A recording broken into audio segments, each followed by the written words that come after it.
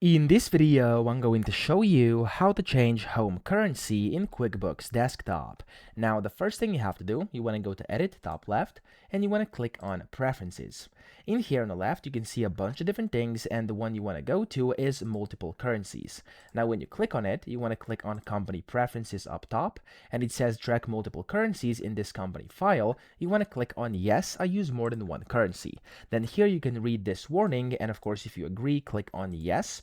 And then here it's going to say select the home currency you use in transactions. So to change the home currency, you want to select the currency you want to use over here. And then, of course, whenever you're done, you can just click on the Yes button, and then you can hit the OK button up top right, and you're good to go. Now, just make sure you have backups and stuff like that because this is permanent and this cannot be reversed, okay? So a backup is recommended before you do this, just so you know and you have been warned. So I hope this video helped you out. If it did, please subscribe to the channel and help me out as well.